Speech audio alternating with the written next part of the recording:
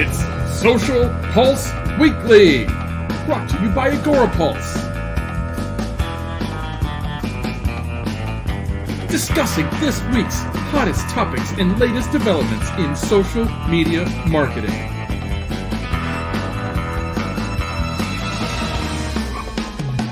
With your host, Jennifer Watson. Here's Social Pulse Weekly. Hi, everyone, and happy Friday. Thank you so much for joining us for this episode of Social Pulse Weekly. I'm pumped to be here. It's been a very busy, kind of hectic past 3 weeks. I don't know about you for Q2, but our Q2 is moving forward really fast. So hopefully you guys are doing great and amazing. And I want to give, actually, I'm going to pull her up on stage, Christine Gritman. She is our amazing guest today. Hi. Christine, I'm so excited for you to be here. How are Woo-hoo! you? I'm good. I'm pumped. And today's a good day for me to be on because I just had my show a little while ago. So I'm like already all prettied up. I'm like set up with my stuff. Good day to go live.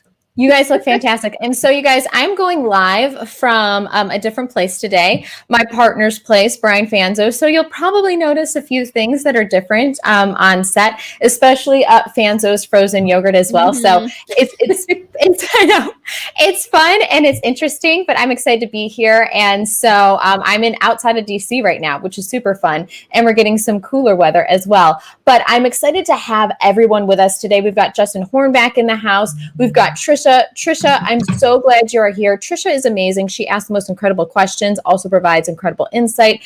Justin Hornback as well. I want everyone to remember that this is a two-way conversation. If this is your first time joining this show, this is just a fun way to end the week. Christine and I are just going to geek out about things. We're basically going to learn from Christine all the amazing things she knows to level up your business in ways you never even thought possible. And along with that, we're going to have some fun trivia at the end and give away some fun Agorapulse swag, which Christine loves and everyone loves. Yes. So with that said, Christine, I get to pull you full screen now and geek out about how amazing you are. So let's talk about Christine really quick. Christine empowers small business owners and solopreneurs to tell their own stories on social media. You can do it, and she'll teach you how. She's spoken on stages worldwide and is a frequent expert guest on podcasts, live streams, Twitter chats, and blog posts, as well as hosting her own weekly Twitter chat about brand and live show. Let's talk about brand. And so if anybody knows about branding, like within our industry, it is Christine, because she brands everything. She has her own gifts. She does it well. And if you didn't know already, her color is red. And she's very consistent with that. And one of the things, Christine, before the interview and before I brought you on, looking at your website, I feel like it's so well established and just like clear and clean cut. No, you did such a good job, because Thank you. I was thinking, I was like, you know what, if I was an agency wondering what Christine does, I really now know. I know the services she provides. And for, you as an international speaker, having you on different stages, if I was going to hire you as a speaker, I have all the different headshots, like the bio, everything I need. So just phenomenal job. And yeah, so I love that. And before we, I'm going to ask Christine her first question. Of course, it's basically how she got to where she got to today. But I also want to ask everyone in the audience a win they want to share from this week's win. It can be small, it can be big, or maybe something you're working toward, but share with us a win so we can help you celebrate, because we're all about celebrating and supporting you here at Agorapulse. With that said, Christine, I want to know how you got to become so freaking awesome. Love that. So this is the part where I was like, I'm going to try not to make it a novel. So I'm on my fourth career. Mm-hmm. The career number one was in the corporate beauty industry, actually in Manhattan, which is very exciting, very fun. And I always gravitated towards positions that involved helping marketing and creative talk to each other, because they were just speaking different languages so much of the time, but we were all pulling towards the same goal. So making sure to sort of get the creative and the marketing sides together. I was also a huge branding geek. Every company I worked for, I would change my outgoing email format to be their color and font, which was a little bit geeky, but I was just into brands. But this was before social media was really a thing. It barely existed in kind of a very new way, but it wasn't really being used as a marketing tool yet. So it didn't touch social media at all. Then I had my first kid, and I was like, I want to do something I'm more excited by, something more creative. So I went and I got a certificate in graphic design at Parsons, and I became a freelance designer and copywriter, and also a lifestyle journalist. And the writing is what really wound up taking off, which surprised me. Then I had my daughter, and I had the catch-22 where I wasn't making quite enough money to put 2 kids in part-time daycare, because that's a lot more. So I was like, I need to either go back to working full-time or stop trying to work at all. And kids are hard. So yes, we all know. Yes. But it's hard to go back to working full time when you've been working for yourself. So luckily, one of my best clients, our local newspaper, brought me in full time. And I consider that a whole separate job, even though I was already working for them, because being a journalist in the newsroom was a completely different experience than just, turning in X many words every so often and having it, edited for me. I learned so much in the newsroom. And the timing was right because they were just starting to really learn a lot about social media as a tool. And I took very, very naturally to that. I had been a user of social media, but I hadn't used it professionally yet. But just the idea of personal branding was something that I sort of did very naturally. I came in and I was like, well, we are journalists in this community. The community needs to know us. The community needs to know this person handles this person handles that, and we need to be in the community getting to know them as well. So that whole element was something that they were trying to wrap their heads around, and it came very naturally to me. Also, social media, using social media to get attention for things and to have a two-way conversation with the community, and to get more, to get people feeling more invested in the work that we were doing as well. They didn't really have a specialist in charge of this quite yet. They had some people who had been kind of assigned to start learning about these things, but not people who came in with existing knowledge on these new tools. So I kind of partnered with them very naturally, and we learned things together and tried new things together. I got an award from the company for a project that I did that created a lot of interaction within the community, and I got promoted to engagement manager, trying to help others in the newsroom connect with our communities better and to brand themselves better on social media. I was actually in an advertising campaign for the paper as one of the faces of the paper. That's awesome. So after a while, people in the community started asking me to give talks on social media for small business. I had a very deep connection with our community of small businesses. It's always been a passion of mine. So they started asking me to come talk about social media for small business. And I went from, why are they asking me? I don't know anything. I just kind of do stuff. To, oh, they know even less. This is new stuff. Not everyone gets it. Maybe I know more than I think. To, well, if you feel like you don't know stuff, learn stuff. So I started really learning as much as I could about social media. And after not very long with the paper, actually, it was a very impactful time, but it wasn't a super long time. I was able to leverage the personal brand that I had built in the community to launch my own business, Christine Gritman Inc., which is turning 5 in just a week or two. I used to have birthday parties for my company. I might have a virtual birthday party. Who knows? I used to have cakes, but it's turning 5, and it has gone through some changes in those 5 years as well. But I imagine we'll get to that. But the short version is social media with a focus on small businesses being able to leverage these incredible tools. Oh my gosh, I love it, Christine, so much. And there's so much love for you right now because Justin says you're kind of a big deal. Yes, she is. Christine never stopped working. This is true. And I have to attest to the point of understanding from a working mom perspective of the juggle of with childcare so expensive, many families go through, especially if you have two, more than one, or three, or even more. It's like, do I actually go back to work full time, or do I stay with the kids? It's always just a struggle. And no matter what you do, there's some kind of guilt. It raised my standards for myself, because first when I was leaving my son, I said, if I'm going to be leaving him, I want to care more about what I'm doing. So it made me explore something that I would have been content to just stay where kind of as I was, but it made me reach higher to say, I want to care more. And then when I had my daughter, I really had a realization. I was in my mid 30s and I was like, this is when women disappear. And now I understand why.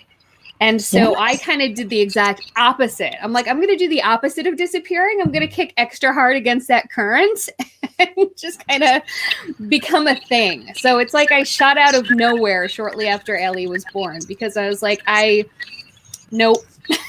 You get that motivation. Yes. You know what? Yeah. I did that when I was pregnant with my daughter. We launched a weather themed clothing line right before I know. Twister twins. But that's for a whole nother situation. Was it like Mrs. Frizzle?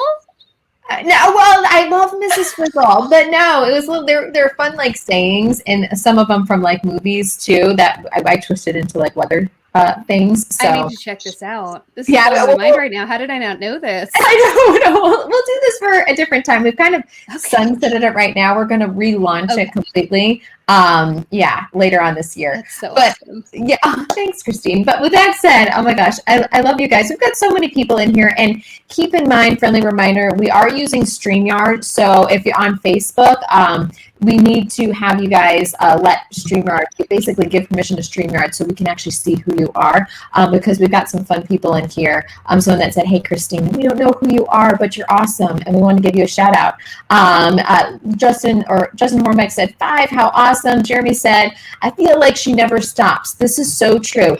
And you know what? The adrenaline and everything, you just got to keep moving. And along with keeping moving, that's what everyone had to do a year ago. I think back and I see Facebook memories of the posts I made last year, and I'm just like, oh my gosh, it was such a different time. We were just getting into things, and now we're starting to just get out of things. But with that said, Christine, I feel like you and many other, social media strategists, experts, many businesses came to you and they were just like, help, we need to stay afloat, brick and mortar, all of those types of businesses.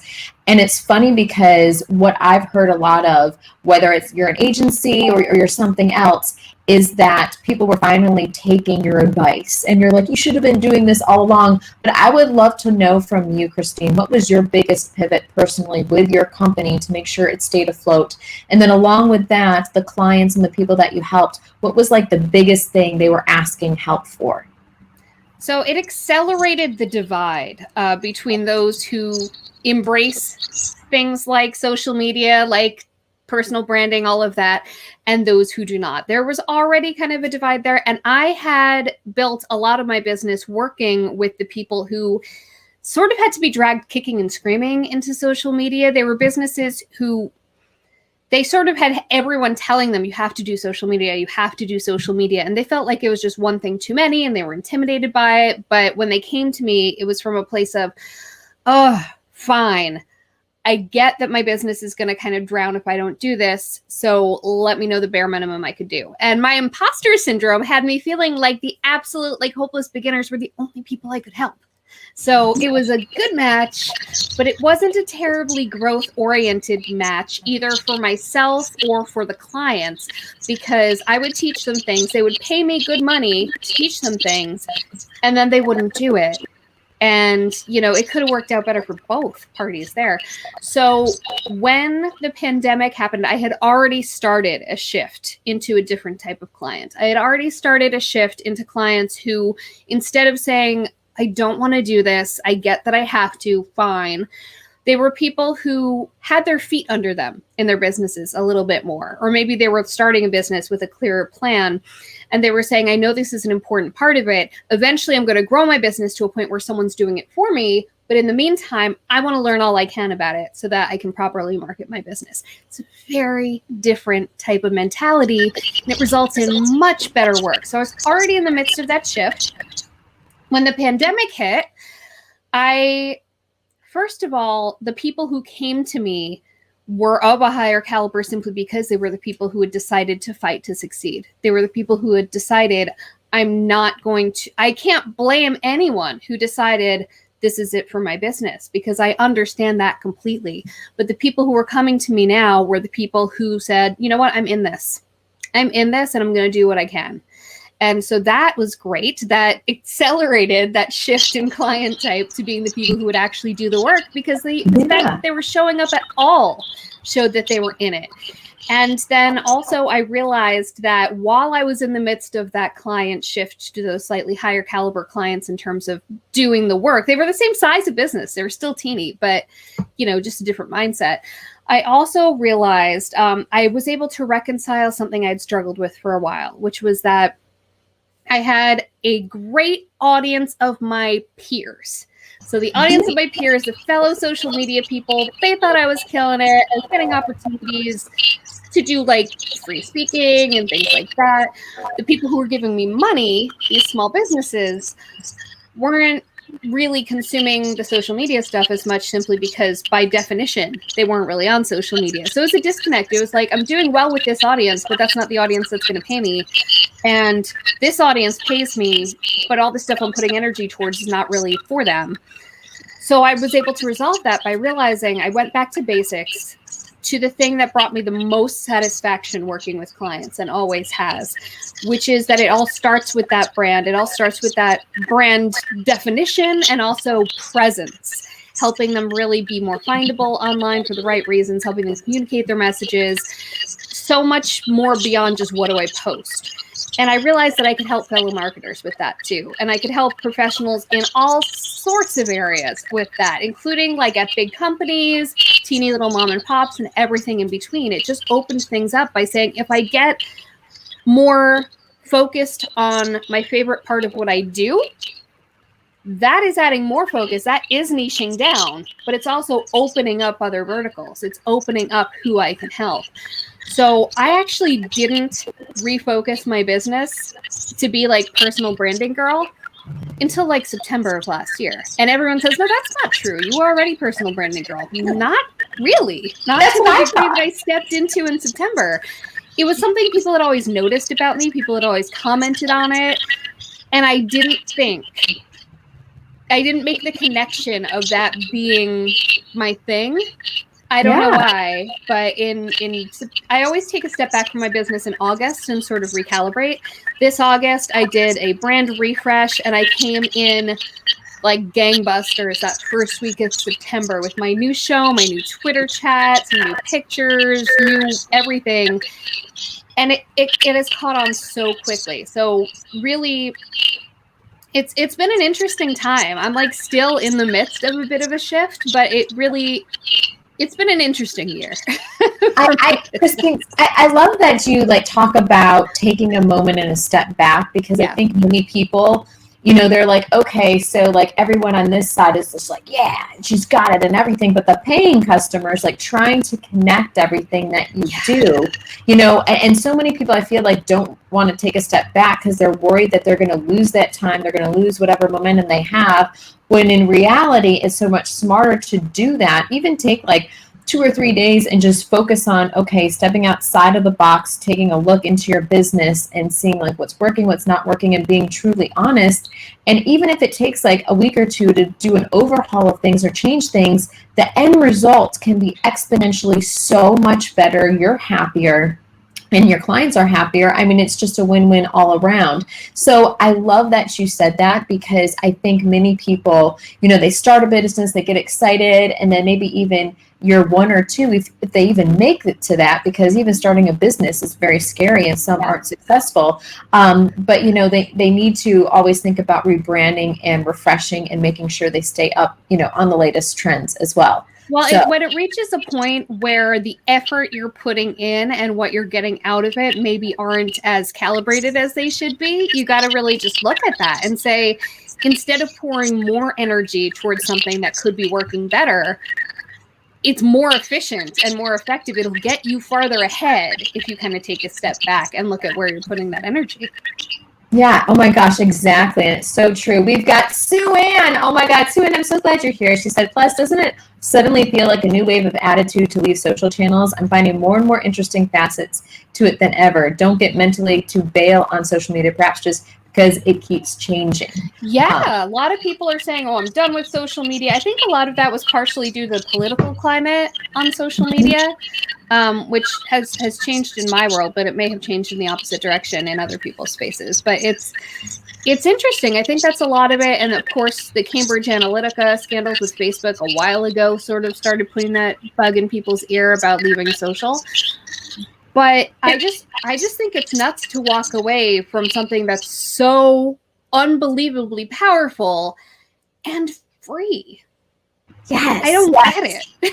And I think there's pros and cons to everything, but even like personally, people making that decision, your experience on social media is based on who you follow. And Brian Fanzo always says that, and this is so true. If you're not liking the content that the algorithm is feeding you, then you need to look into and take a closer look on who you're following, what brands you're following, that kind of thing, what posts you're liking, so you can tailor the experience to what you want to experience and see on your social My Twitter is not a dumpster fire, and there's a strong reason for that.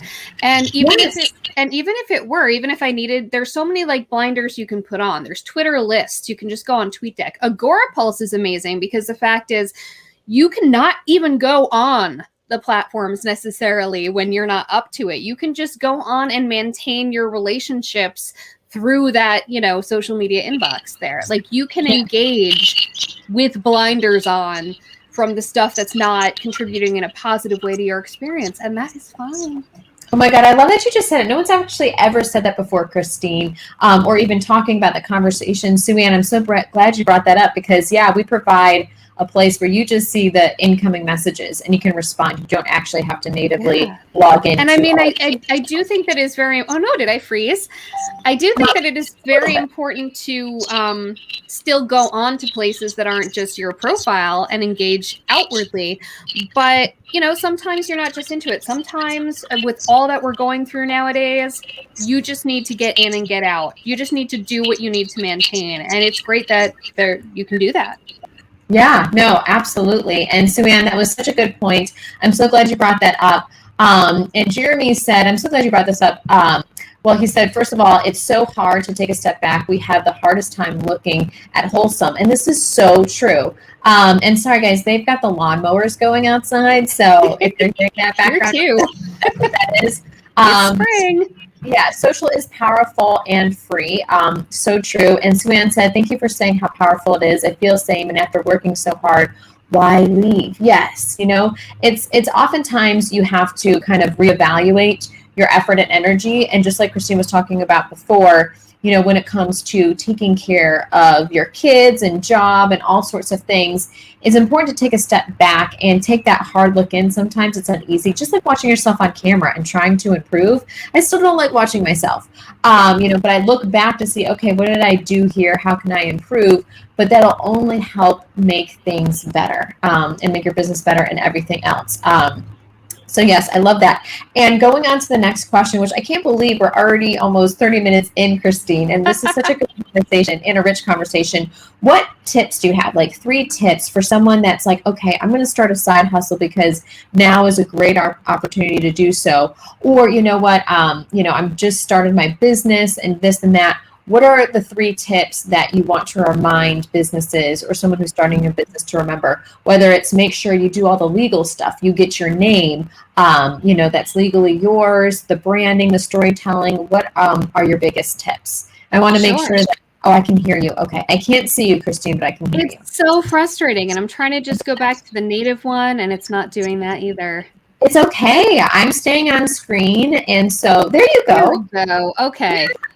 All right. So the first thing I would say is don't chicken out. Do it. If you're thinking of starting a business, do it. I had to hold myself to that because I knew that if I gave myself an out, I would take it. So what I did was I had a job I loved. I loved my job. And for a solid 2 weeks, I was planning on growing Christine Gritman Inc. as a side hustle. And I actually told my boss about it. I looked through the employee handbook and saw that it wasn't like illegal. I said, okay, just want to let you know I'm doing this, because you can't grow a business if it's a secret. I've had some prospective clients come to me. Yeah, I've had prospective clients come to me and say, I'm trying to grow this business on the side. And I said, okay, well, let's start with this. And they said, well, I can't do that because I can't have my employer find out. I said, I can't work with you yet because you can't build if it's a secret. So really have the guts to go for it. I was, once I realized that this wasn't going to be something I'd do as a side hustle, because I knew I wouldn't have the energy to do both, I held myself to it I did a headshot shoot. I got my business cards. I went to a lawyer and I filed for an S corporation. I started a business bank account. I said, I'm just going to do all these things. And that way I can't chicken out. And I'm really glad I did that, because I would have grown a lot more slowly and a lot more quietly if it wasn't a matter of, okay, I'm doing this. I need to be all in. The second thing I would say is get as clear as you can, as early as you can, on what you do and for whom and how you communicate that. Because if people don't understand what you do, they're not going to ask. They're just going to move along. So really clarifying that it can change, but be really clear. Have kind of your elevator pitch down, figure out how to make it as clear and instantly readable as possible. And then the third thing I would say is do not fear change. The fact that you started out doing one thing in one way, and then other opportunities came along, or you learned something about what you do and don't like, and you're just refining things. Do not be afraid to change. As I mentioned before, my business has evolved a lot in the past 5 years. I feel like every year I've had a slightly different description of what exactly it is that I do. And I'm in the process of refining this current incarnation of what I do, because I'm at that precipice where I'm hesitant to stop saying the and. I teach small business owners how to do their own social media better. And I work with professionals of all sorts to put their personal brand out there on social media in a bigger way. I need to just start talking about the second part, because while I will still do the first part, I still want clients for the first part. They don't find out about me the same way as the second clients do. The second clients are the ones I need to be loud about. The first clients there's a lot of word of mouth there. Yeah. So I'm still at that precipice of trying to have the guts to go for it, to clarify my message and to change. But those are really important lessons for anyone in business. And I'm still working through them myself. Christine, I love your honesty, because I feel like you're speaking to so many people that either own their own businesses right now, know friends that own their own businesses, are thinking about starting one. So many great nuggets there. I'm going to pull up, Justin Horvath said, you can't grow a business if it's a secret. Can't do it. This is so true. You got to get it out there, And like, I don't want my employer to find out. I'm like, well, then you're not ready. Yeah. And so true. And then Sue Ann said, so funny, my first biz, I was young and nervous, so I never told a soul for probably 7 to 10 years. I even owned a business. Now I see that like she basically laughs about it, like it's great. Yeah.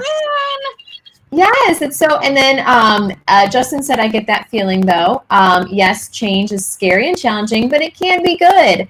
And it really can be good. And what I've seen with most entrepreneurs that start a business is you just got to get started. Everyone's trying to figure out, oh my God, I have to exactly know what this is and what that is, and what I'm going to do, and it's got to be perfect.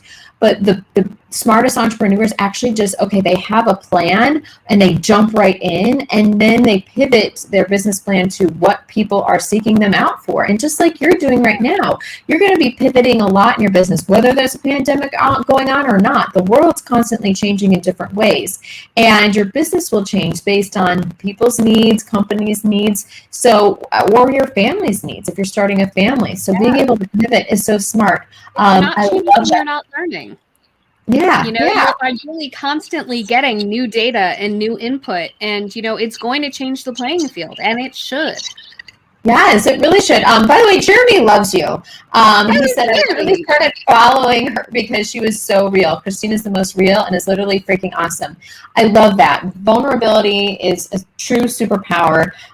Brian says that all the time, and it really is. And you relate to people on a different level when you're vulnerable and speaking your truth. Yeah, we have this old school idea of professionalism, and professionalism means kind of showing no cracks.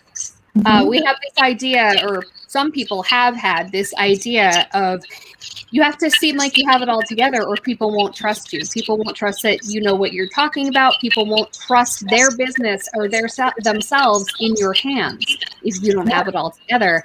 And I think social media in particular has really changed that. Simply because I always think back to Mark Schaefer's closing keynote at Social Media Marketing World 2019, which he talks about in his book Marketing Rebellion, about how there have been different phases where it used to be this company says they're the best, so this is what everyone buys.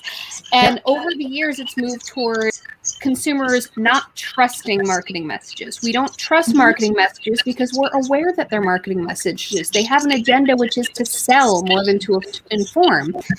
And so now we're in this new era where anything that smacks too much of sales or marketing or advertising will be automatically mistrusted unless proven otherwise.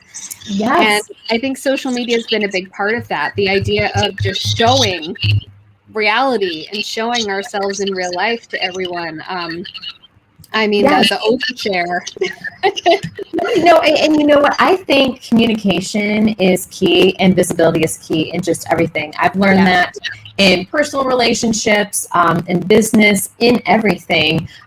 Being truly honest is so important. I remember there was one time when I was on camera because I used to be, I am a meteorologist, but on local TV, and the weather system crashed live on air while I was giving the forecast. The screen's like shut down, so it was literally showing like a green screen. And so my news director in my ear was like, live on TV, they're like, all right, so Jen, slowly walk off the camera and just, still give the forecast. Don't let anyone know that something's broken. Do not lead into that at all. And I'm like, how can I not lead into it? The way you should approach that is just be like, you know what? Don't you hate it when your computer, breaks or something hate it when your wrong? camera stops working, like mine did? Yeah. I mean, you just keep rolling. People aren't here for my image quality. They're here for a conversation. Yeah. Oh my gosh. Exactly. So true. And so you just have to keep going. And with that said, Christine, because I know we only have limited time with you, and I have another engagement at 3, which I can't believe this. So there's so much going on. But I want to ask you about branding. So when it comes to someone, and especially you, that has a business idea. Exactly. So how help a business, let's say we've got like a new agency or something, how do they come up with their name, their colors? What tips do you have when it comes to, okay, so how are we going to use pick particular fonts and all of that? What kind of process was that like for you? Was it a long process, or were you just like, you know what, let's go with it, and it's okay if we need to tweak it later? I was the latter. I feel like the process is different for a different type of business versus a personal brand. Or at least I feel like from my perspective, it tends to be. And it's interesting because I have a different brand in me that I've been kind of rolling around in my head for a few years. So I'm going to be going through this process again for a brand that's not me. So I'm sort of looking at it differently now. But generally speaking, I'd say for a brand that's, it's not a person, it's something else. Name-wise, I'd go for clear over cute, because I feel like if you try too hard to be cute, first of all, it'll be confusing. Second of all, it'll be full of meaning to you, but kind of meaningless to everyone else. And third of all, someone else has probably thought of it. Like almost anything. Like I was trying to come up with cute names for my business at some point, and then I was like, anything I like has been thought up already. So let's just stop being cute. But I'm a personal brand, so I could just go with my name. If I had a more common name, I wouldn't have gone with my name. I would have figured something out. But I'd say clear matters more than cute and memorable. Don't make it something that's really hard to spell or anything. In terms of colors, this I really vary in terms of a brand versus a personal brand. Because for a brand, you might want to get into things like color psychology. You might want to, and that's a quick Google away. You can Google all the research that's been done on color psychology and sort of, because when you're thinking about your brand, you already should be thinking about the feelings that you want to invoke. That should be first and foremost. So look at color psychology, look at things that you notice that catch your eye as well. For a personal brand, so much easier to just go with what you love. I just went This with is my true. favorite This is color. true. And it was an array of reds for a while. I didn't commit to a specific red until over a year in. Because first of all, I wasn't defining my branding that clearly, but it was kind of a burgundy. And then I decided I really liked hex code CC0000, and it's an easy color to find. But at the same time, it's something I could really kind of own. So I just wanted my favorite, and it's so easy. Everyone says, you're so on brand all the time with the red. Because it's easy, because I was like that already. I was already doing that. But if you are a brand, I'd go for more color psychology and things like that. Same with logo design. Really understand how different fonts and different text treatments sort of create a different impression. When I did my brand evolution in August, I was going crazy looking for combinations of retro feeling fonts because I had my font combination, but it was overplayed. I was using Lobster, and a lot of brands use Lobster. So I said I want a different retro feeling script, but I also want a total opposite. It was still retro feeling and goes with that script, but at the same time, I need it to be something that's plainer and very legible because you can't have the script on everything. And I went through so many combinations. It was ridiculous because I knew the feeling that I wanted, and I knew that it was stuff I wanted to be able to use for everything. That's another thing. I'd come up with a pair that I liked, but then I'd see how copy looked in that second font, or I'd see how my name looked in the script font. And it just wasn't, I'm like, no, it needs to work for everything. If this is my font, this is my font. So yeah. I love that. No, Christine. And you spoke to so many different things, especially like, clear over cute, because you could just come up with a list of names and just like stress yourself out about it like all day long, but you can always change it. Let's talk about brands. Let's talk about brands. I wanted to call it Strike Up the Brand, which is the name of a branding course that I tried and failed to launch a few years ago. Yeah. Like Strike Up the Brand, like Strike Up the Band. And then I Googled a bit and I found that someone else had been using it for a few years. And while you can still go ahead and use it, I was like, no, I want to own what I'm going to do. So even though I'm not like super in love with chat about brand or let's talk about brand as names, they get the job done and they're mine. Yes.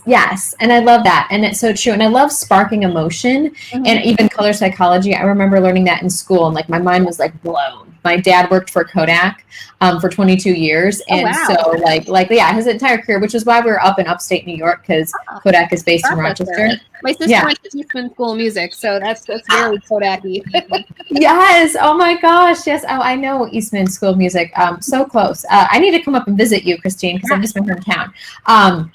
But Kodak used, orange and red. And so they kind of use the psychology of what your eyes are more drawn to. As if you remember, Fuji film was, I think, green and blue, or they are green and blue. It's something like that. And so just learning why like McDonald's is the way it is, it was so fascinating. But thinking of sparking an emotion and being relatable, test things out on your friends, your family, anyone you can think of. But I love that because at some point you got to make a decision and just do it. But remember, it's not forever. You can always change. Everything's going to be changing. You can always do a full rebrand. Also, there's nothing new under the sun. I heard someone recommend, they're like, look at the stuff that catches your eye. Look at the stuff that makes you feel the way you want other people to feel. And some people's first reaction is, but I don't want to copy someone else.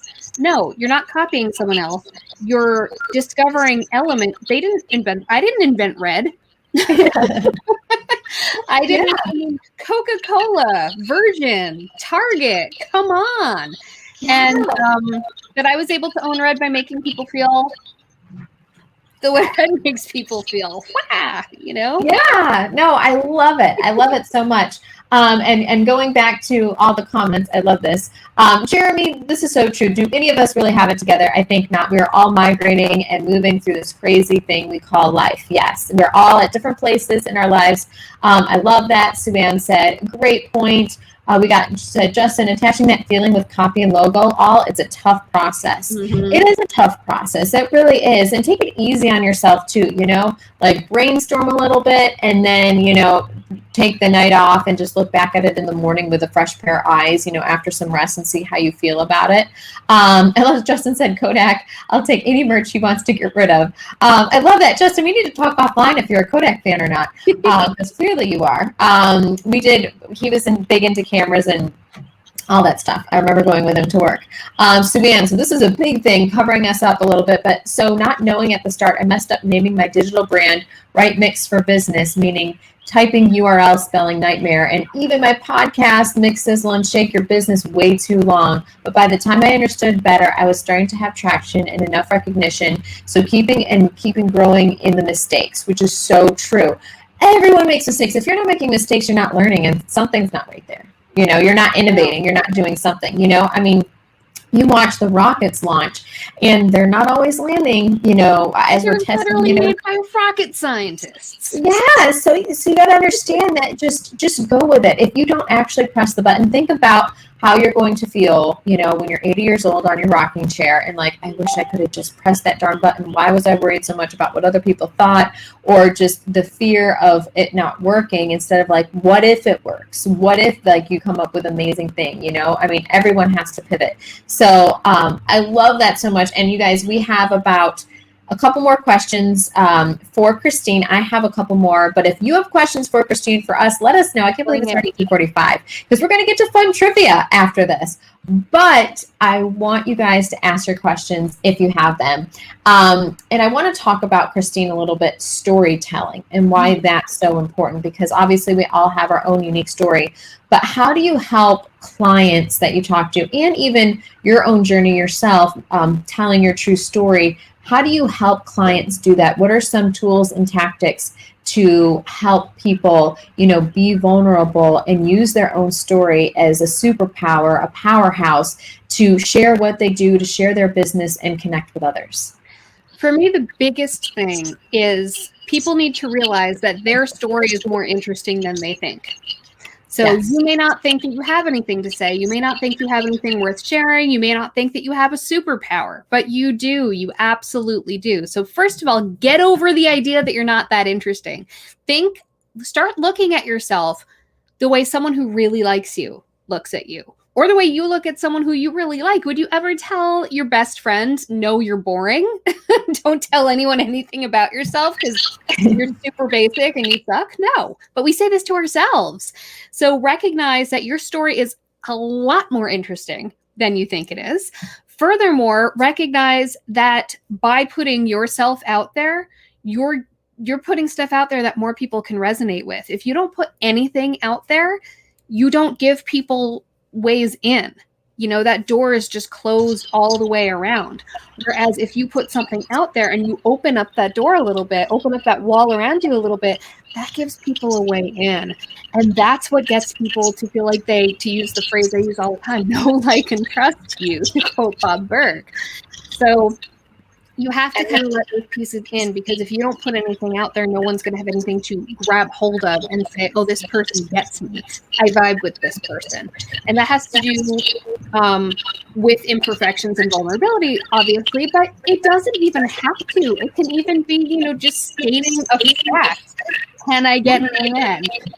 Just giving people something to respond to interact with, to engage with, and to get a sense of you. And so that's what storytelling should be less about. Does this play in perfectly to this image that I'm curating, to this aspiration? It should be more about, is there something here that the right people can latch onto? Yeah, I love that. The more layers, like you talk about, the more layers you peel back, the more you're going to find your true tribe and like your superpower. And this is more of just like a different example. because I'm divorced, but when I was going through it, I was just like embarrassed by it. I was just like, oh my gosh, it didn't last. But, I finally made like a Facebook post, which no one has to ever do anything, like that on Facebook. But I did. And I had friends message me, oh my God, I'm going through one, or I'm going through this. And my vulnerability allowed others, like you find strength in vulnerability. It's actually a strength when you share that. And you're honest about it, because so many people have that exact same thing, like a fear of speaking in public or this or that. And so just being vulnerable, but not necessarily being vulnerable, but relatable. The more you talk about like any struggles you've had in your business, so many other people have figured out, I don't know how to price point things. Like, should I make it this high? Or, what if people don't buy it? There's always that question about what if, but you just have to do it. I've also figured out that we all notice our own imperfections so much more, but other people, we don't. So keep in mind that also, I'm always shocked when I hear someone say that they think I have it together, because I'm like, are you on crack? Like, who are you watching? But because they notice like the good things, they notice, here I am smiling every week with the makeup on, and they partially because they don't absorb it as much, and partially because the algorithm doesn't like these things as much, they don't notice the makeup pre-post where I'm talking about how I've been in a slump for a couple weeks, because that just doesn't register on the same level. Whereas I'm over here being like, oh, everything's over. This is how we are. We look at people differently, and we need to realize that people are seeing the outside view. Yeah. This is true. This is so true. And Justin Hornback has got some knowledge bombs like crazy. Oh, yeah. Your story is more interesting than you think. Love the doorway analogy. It makes you relatable. And using a beginner mindset, you have to peel back things. Express your true feelings. Express your true thoughts. Be real. It is okay, because your crew will be there for you. So true. One of my biggest tips for advice is like finding a mastermind or a close group of friends where you guys can like ask each other anything for business advice or anything else. If you're having a bad day, guys, help like liven me back up again. I got to get excited for something this afternoon. Do that. When you find your tribe, it can be so powerful and so amazing. Sue Ann said, Jennifer, you make people feel comfortable, and that makes you so relatable. Oh, I love you, Sue Ann. Plus, a mission of your struggles humanizes and adds that relatability. Oh, yes. Oh, Sue Ann, I love you. You guys are so amazing. Gosh, why can't we meet in person? I wish this was like we could do live in person. That will happen soon, guys. We're going to all get together very soon. So I have a couple last quick questions, Christine. First of all, what apps, whether it's content creation or productivity, can you not live without? Like whether it's on your phone that you go to create content, because there are some really good video editing tools on your phone, or, it's something on your desktop, laptop, whatever it is. But what are your like go-to, like, oh my God, I can't live without these. Oh my God, I can't see it. Oh, I'm like, what is she pointing to? Yeah. One of them. Agorapulse is great because you can schedule things, but you can also manage engagement. And I'm trying to get more on top of scheduling things in Agorapulse, honestly. I'm very on the fly with my stuff, and I'm now, with the help of Jeremy, among other people, I'm getting into being a little more structured with how I do some things so that I can free up my energy for more engagement. Because if you have a plan, if you have a strategy for some of the stuff you're putting out there, it means that instead of spending your time figuring out what you're doing, you can spend your time engaging, which is what really matters. So I'm working on that. But Agorapulse reports are also really important. Again, I'm not very analytical, but I'm trying to take advantage of those reports so that I can do things like post things at a better time, or see what is connected to boosts and followers and stuff, so that I can actually draw those lines and have them inform my strategy going forward. So Agorapulse is great. For live streaming, I know we're on StreamYard. StreamYard is great. I love StreamYard, but I use Ecamm. I use Ecamm with Restream because I love Ecamm, all the stuff I can do, all the stuff I can personalize in Ecamm. I have overlays, I have sound, I have like all these things I do with Ecamm. And then I connect it to Restream so that I can broadcast to more platforms at a time. Because now I have such an active audience on Twitter, but I feel like Facebook is a better place for live streaming. So I just do my show on both. Yeah. And it's great that I have that option thanks to Ecamm plus Restream. Oh my gosh. I'm a big fan of Canva, though I also love Easel. And so I'm trying to sort of figure out my favorite things about each of them. Canva, a lot of people know about Easel, Easil. I feel like the word isn't quite as out about, but it's very similar to Canva, but it has some advantages. So I need to play a lot more. I need to talk to Annette a bit more and play some more with Easel. But either way, I know Photoshop. I know Illustrator. I know InDesign. I know how to do all those fancy graphic designer things. I don't wanna. So having programs online, and my clients certainly don't want to. So having programs online that make it so easy to design, so easy to templatize, all of those, it's just such a gift. I think that has revolutionized content creation for everyone. Oh my gosh, yeah. 1,000%. Yes. We got Rhonda Moore in the house. We have to give a shout out to Rhonda. We're in Virginia today, guys, because Jeremy's in Virginia. Rhonda, you're in Virginia. Rhonda, where are you exactly again? But yes, we're all there. We love you, Rhonda, so much here at Agora Pulse. We're such a huge fan of yours. Jeremy, of course, yours. Justin, everyone. Rhonda said yes to all the tools, 100%. Justin said, still haven't tried Easel. Justin, you would love Annette McDonald. She founded Easel. She's an incredible entrepreneur, and her vision for what Easel already is, but wants to become in the future is so incredible. So and they have graphic design services. I didn't even realize that. I'm a frustrated designer, so I do all of my own design. But I'm actually about to be talking to her about some stuff where it's just on my skill level. Oh my gosh, Instagram stickers, and I think I'm going to see if she can help me out with that. Oh my God, I love that so much. So with that said, guys, it is trivia time. I'm so excited for everyone to be here. Christine actually did not see these ahead of time. We'll have her guess, but we're not going to give away the answers. Rhonda said, I'm in the mountains of Southwest Virginia, and Jeremy is in Northwest Virginia. Go to the middle of nowhere, turn right, and keep going. Rhonda, we will see you at some point. I promise. We will make that a point to come out there and see you. So we're going to get to, and these are our new kind of graphics design guys, which I'm excited about. I have my blue light glasses so I can look smart, but I don't know where they went. You always look smart. So this is covering the screen. So according to Omnicore, what percentage of Twitter users are on the platform daily? Now, keep in mind, Christine and I can see your computer screens. So if you try and Google this or this article, we see it. We are aware. Is it higher than I would have thought? Like all of them are higher than I would have thought. So I'm going to go with A. Yeah, so A, 42%, B, 49%, C, 52%, D, 57%. And so when you answer these, answer 1-A, B, C, or D. And also the second one, 2-A, B, C, or D. I hope you like the graphics, Justin and Jeremy. Yeah, we're completely overhauling everything. It's kind of taken some time and a little bit of a process, but we're getting there. I love that you love it. The new colors, the pinks, the purples, even a little bit of yellow in there. We've got our little characters too, so we're going to pull out things. Justin said C. Jeremy says B. I know the answer, so I'm not going to say it. But yes, so Rhonda says D. These are all great guesses. And I don't know about you, but Twitter, I use Twitter in weather, but Twitter is one of my favorite social media tools. It's the most discoverable because with the hashtag search and everything, which is, Christine, why you have a Twitter chat, I think, because it exposes you to so many more opportunities. We're going to move it to number 2.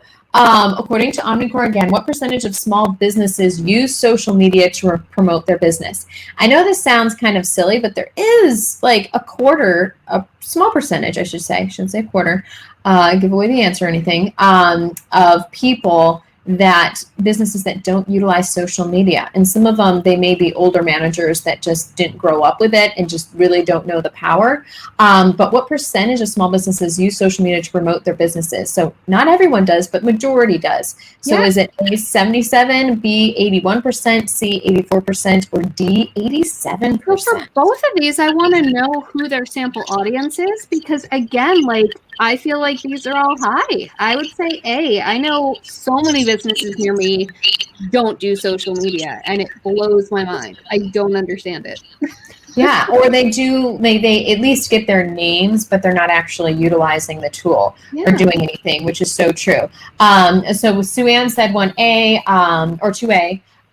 That's her answer. Jeremy says 2B. Justin says 2C. You guys are all rock stars. Christine Just like Hollywood Square. Is there anything where oh my gosh, you know what? And we may make this more interactive too, because I love like the game show kind of, I don't know. We're working on some new things, guys. So stick with us because we got the new graphics, we got the whole layout with the colors, and we just keep on improving things and our tool as well. So I'm not going to give the answer away. I allow 24 hours. So for whoever watches the replay, they can have some time to guess as well. Again, do not Google it. I trust everyone here, but for anyone who is watching the replay, don't Google. We see you. With that said, Christine, I just have to say thank you so much for joining us and for being here. And everyone, I know, and for everyone else for joining us as well. Christine, where can people find you, follow you, hire you, all of those amazing fun things? So I'm the only Christine Gritman, which is awesome because there's someone else with my maiden name. So I've got to own this one for the past 13 years. So Christine Gritman, and grit like when something's gritty, Mon like Monday. I'm Gritman.com. I'm C. Gritman on Twitter and Instagram. And I'm Christine Gritman Inc. on Facebook and YouTube. And I'm just Christine Gritman on LinkedIn.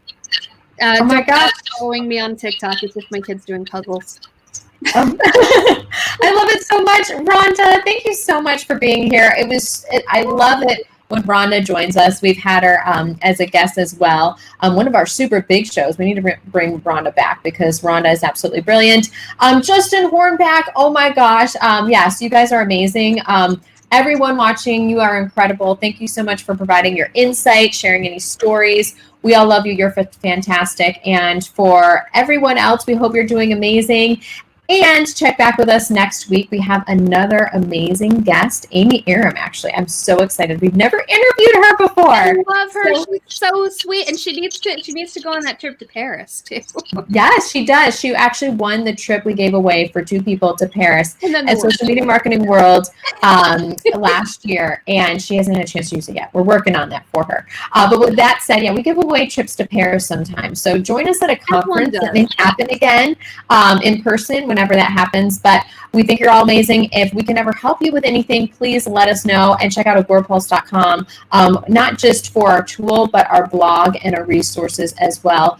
We try to provide some added value with different educational pieces because we truly just want to help you succeed in your business succeed. If you ever have any questions, just email me at jennifer@agorapulse.com. And with that said, make it an amazing rest of your Friday and weekend. And cheers, everyone.